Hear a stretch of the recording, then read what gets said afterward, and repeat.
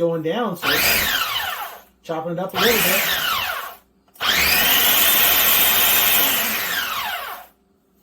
Well, this looks like it's working. I'm gonna do the rest of it here. I'll pause this and then we'll get back after I get it all ground up and we'll see what it looks like.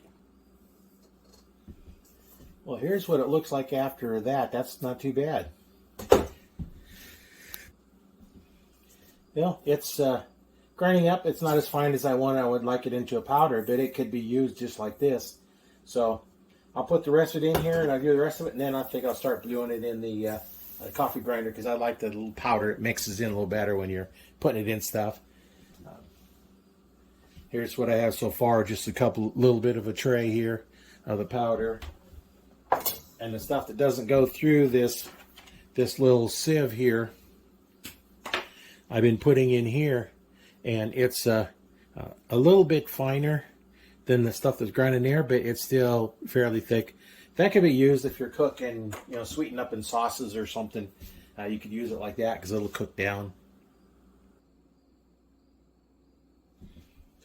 Okay, here after doing all those, here's what I ended up with: just about a pint jar full of just real fine powder, which will mix good in drinks and stuff like that. Then I have this a little bit thicker. It's little pieces in it. You can still use that. It still works just fine. But I'm going to send that back through the coffee grinder and see if I can get a little bit more out of here. But that's how much those last 2 plants. I planted 4 plants. And I picked one of the bigger ones. And then I had the biggest one I left, and that's what I ended up getting out of the first one. I showed that earlier, beginning of the video, but that's what I got out of the one big one. And it would have been a little higher, but I ended up spilling part on the floor, and I didn't want to pick it up and try and pick it up. But this is how much I got out of the other 2 smaller ones. I get down here where you can see it, almost a full pint full. So I'm figuring I'll probably get another full pint out of that last one. And I'll get a little bit more out of here. This is a little bit finer, a little bit coarser stuff, but that'll still work in anything that you don't care about. A little bit of fine stuff in here.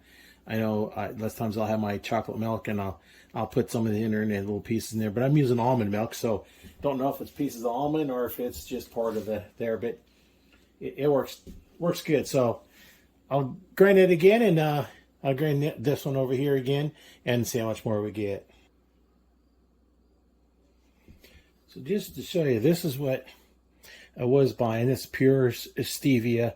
There's nothing else in it. It's 3.5 ounces. This figures out to be about $8 an ounce. But I got out of the first plant, there's about 10 ounces in here. That have been more than that, but 10 ounces at $8 an ounce, that's $80. And this one here is full, so that's 16 ounces. And then I still have this that I can use. There's about 4 ounces in here. So you can see how it's quite a bit cheaper, because I spent, I think it was probably about $12 altogether for the 4 plants. And just this one jar made me saved me a whole lot of money. It didn't make me money because I'm not selling it. It saved me a lot of money. And I've been using stuff from I think I planted 1 plant last year, and I still got a little bit left. So I got plenty to grow. I may not have to grow any stevia next year because I'll have plenty. Thanks for watching. Hope this helps somebody out in getting some sweetener that doesn't raise your blood sugars.